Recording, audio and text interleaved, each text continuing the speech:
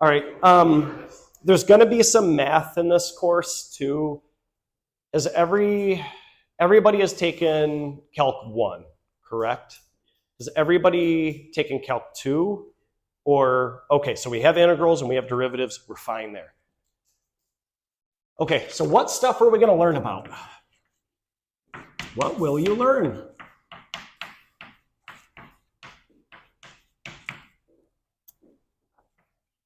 We're going to learn all about solids. That's what we're going to spend most of our time talking about. And this tends to be in the realm of physics. So physicists tend to be the ones who focus on solids mainly. When I go give talks at chemistry conferences, they say you should be going to give talks at a physics conference. And then when I talk at physics conferences, they say I should be talking at chemistry conferences. So we're in this weird realm that like no one has ownership. It's very on the edge. And some of the things that we're going to learn, or some of the things I'm going to tell you, I'm just going to be like, we don't know yet, because that's where we are. We're going to talk about surfaces. Surfaces are really unique and not well studied, mainly because we didn't have a way to study a lot of this stuff. Even now, when we try to analyze and look at these things through instrumental techniques, we still are learning a lot about surfaces. We really don't have good theories about surfaces because that's where MO theory and band structures meet one another. And this is a whole new realm where people are like, I don't understand what's going on. So we'll talk about that. We're going to learn a lot about theory and electronic structure.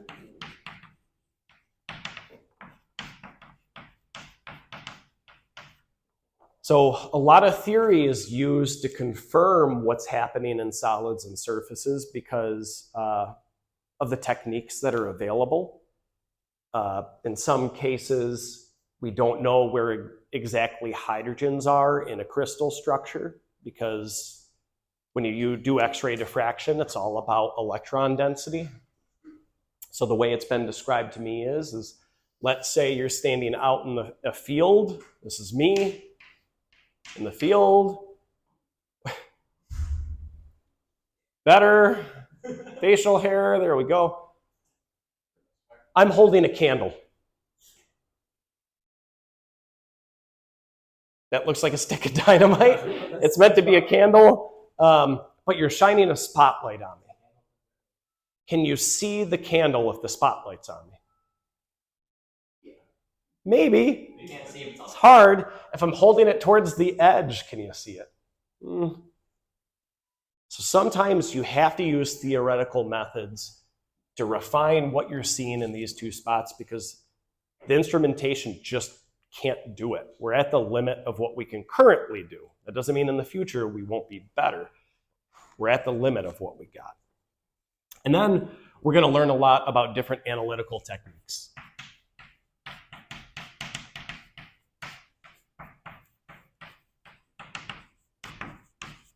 Like for example, for crystal structures, we're going to learn a lot about X-rays and X-ray crystallography, X-ray diffraction, and powder diffraction. Katie, have you taken modern yet, or is that this? Okay. Did you do experimental physics yet, or is that this year? Okay, you're going to do single crystal diffraction, and you're going to do powder diffraction. So I'm going to steal that instrument from Dr. Pianka at some point and bring it up here, and we'll talk about what's going on there.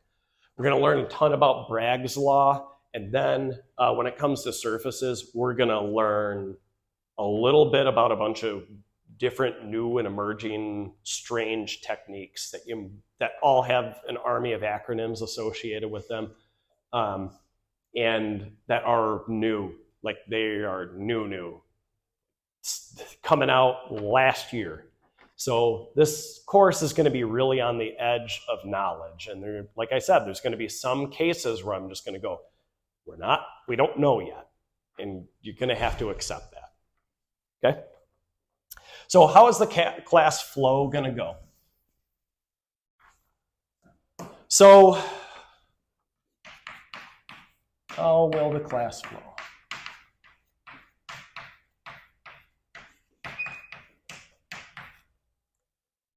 We're going to first talk about solids. There's going to be some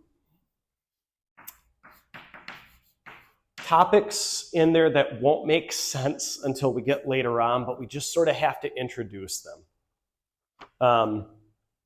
It sucks that it has to be that way, and this has to deal with something called reciprocal space. The first time I'm going to introduce reciprocal space to you, you're going to be like, what the fuck is reciprocal space? You're going to be really confused. It will get better, I promise you.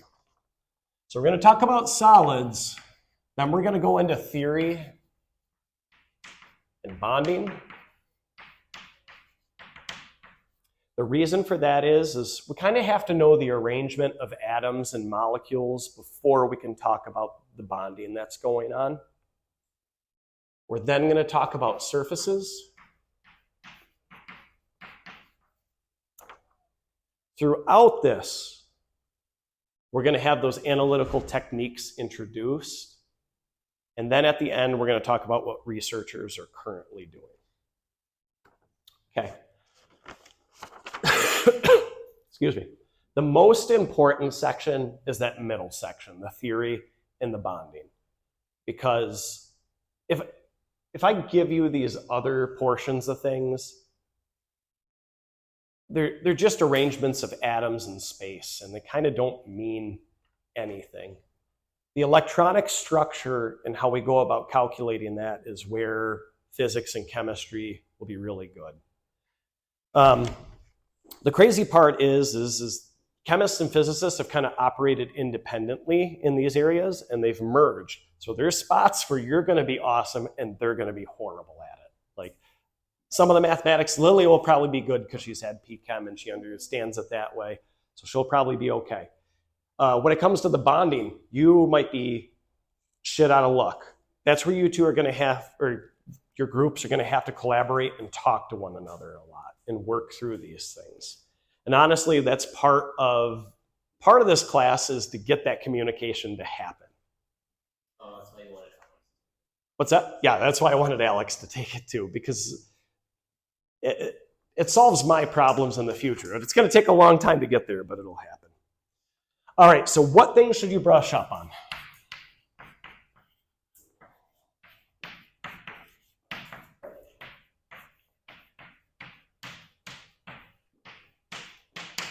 Okay, the biggest thing is visualization.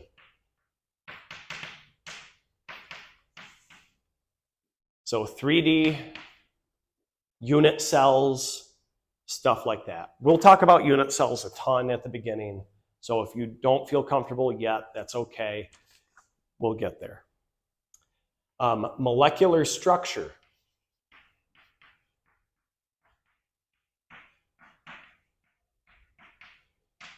So shape of molecules, hybridization, things like that. And then MO theory, or molecular orbital theory.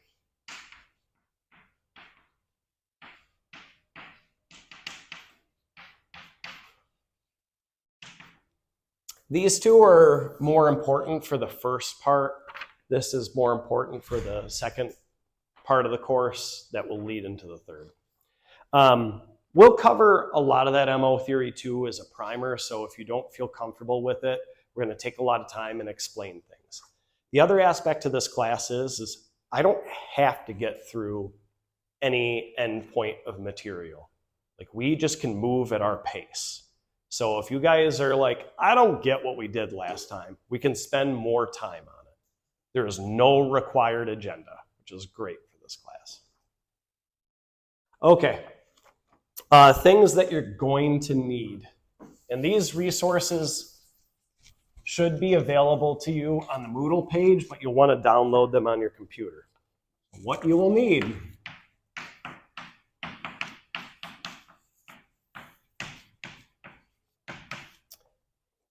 You're going to need a computer.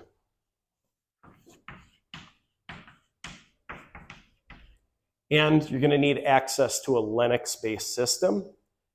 For most of you who have Windows, yeah. I'm allowed to run a virtual machine, like my laptop. Yeah. Yeah, you can do that if you want to. There's an easier application though where you can download an app to get Ubuntu on Windows. Oh, really? Yeah. So if you want to do a virtual machine, you can do that. If you guys have no idea what we're talking about, that's okay too. So I didn't know you could download Ubuntu. Yep. I've never heard of It that. happened over the spring last year. Oh, so, seriously? Okay, yep. Yeah, so. And then you can make dual boots that boot both of them up, but that's, I don't see a point. it can be nice. I mean, I used to do it when I'd have my video games on my Windows and then my work on the other part, so that I wouldn't be tempted to go into video games. Yeah. Yeah, it's an operating system. Stop by my office sometime. Or actually, everybody bring their laptops next class and we'll get it running on everybody's computer. It's easier to just do it this way because this way it's just getting you in there or Avogadro. So Avogadro is an open source visualization software package to look at molecules, edit unit cells, and things like that. There are two versions out there, version 1 and version 2. I'm not well versed in version 2, but version 1 I am. A lot of Veva Zurich's research group programmed that and made a lot of the solid stuff. So this will help you visualize things. When I assign daily problems, I'll often put up a crystal file and you'll be able to look at it that way and visually see it. Lobster.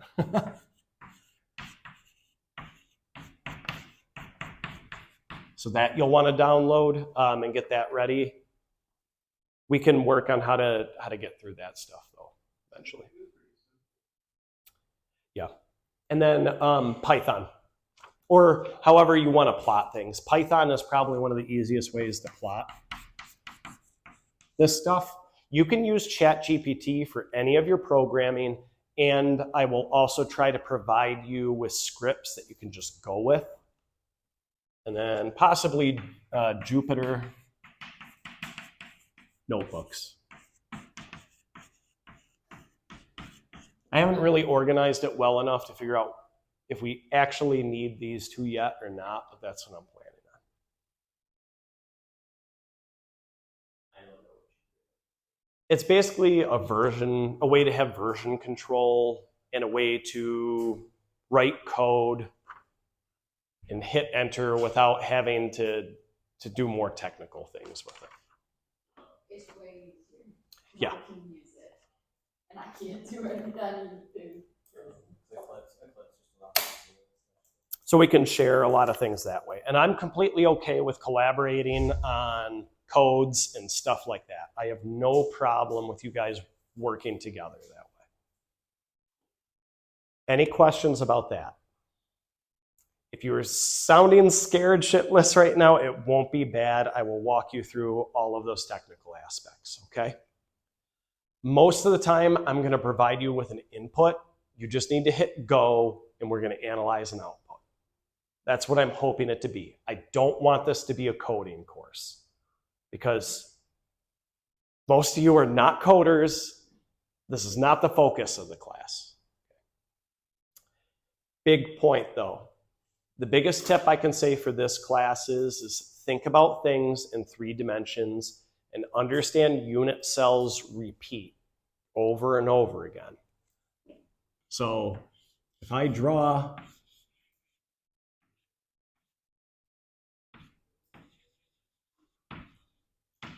a primitive cubic cell that looks like this, how many atoms are on the board right now? 8. How many are contained in that unit cell? 1. Yep. We're drawing that, but what are we physically representing? A lattice. It extends out forever. We're talking about infinity, which is a hard thing to visualize. But that's what we're representing simply here. A lot of times we're going to be talking about infinity, but we're showing that. So let's keep that in mind. Okay. Any questions about the course? We got a little bit of time. Are we burned out or do we want to keep going? If I do this, do you get that? Do you get this? Nope. Oh. Or is it Juju Kaisen or is it? Yeah. All right. Yep, okay. Jujutsu Kaisen, yeah. I watched all of it over the summer. It's okay. The movie sucks. Yeah, I didn't like. Well, I watched the prequel one. Oh, with the new dog. Yeah, it was like all right. He's a Mary Sue, but Well, I thought he was cool. He's still waiting. He's still making Yeah. Have you seen it? Still waiting. Exactly what I think. Yep. It being chaotic. Hey, you can come in and learn about solids if you want. Solids and surfaces. You want to sit down? Okay, so let's talk about topic 1, solids. There are 2 types of solids.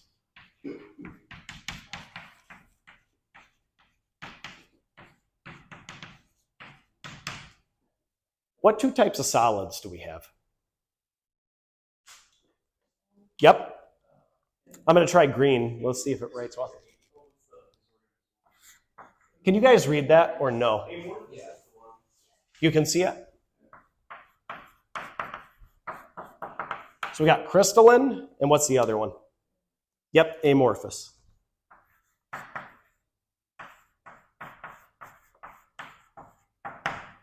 Okay, what's the difference between these two? crystalline's organized, amorphous is much less. It's Yep. it's like not a repeating unit cell. Yep, so homogeneous, and we're going to call this, so you were right with the unit cell, all the other stuff you said. We're going to call it periodic order.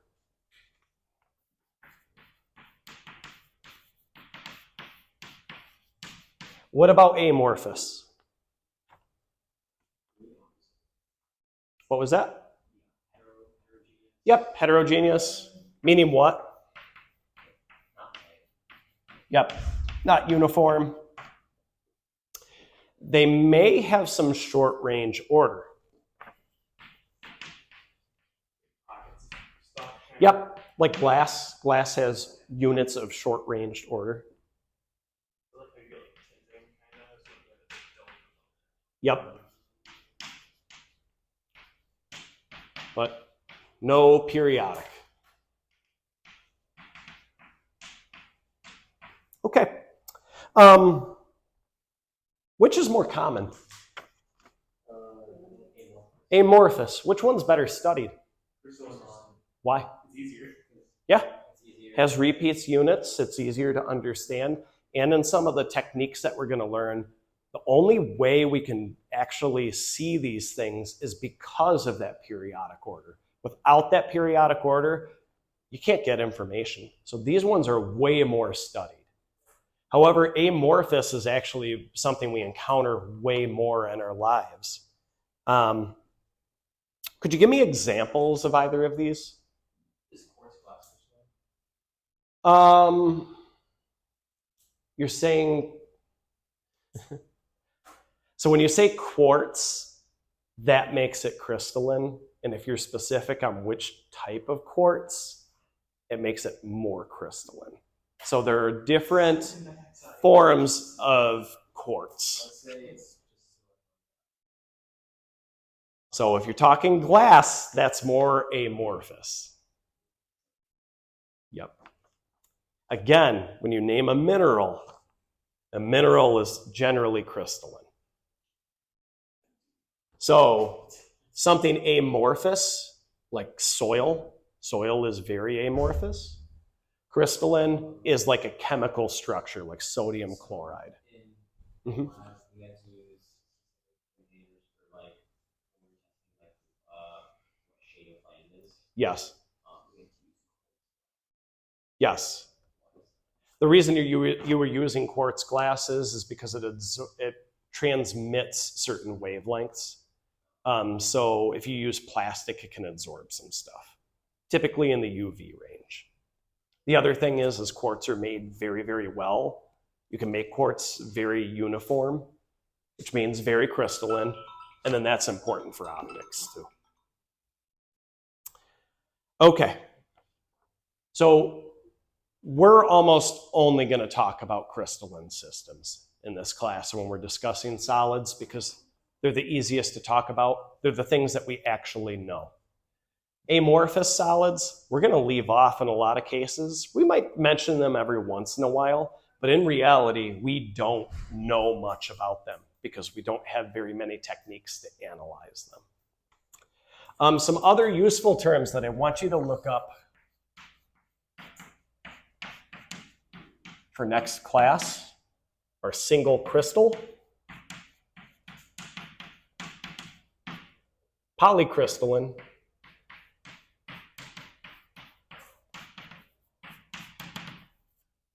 a defect, and something called a coordination number.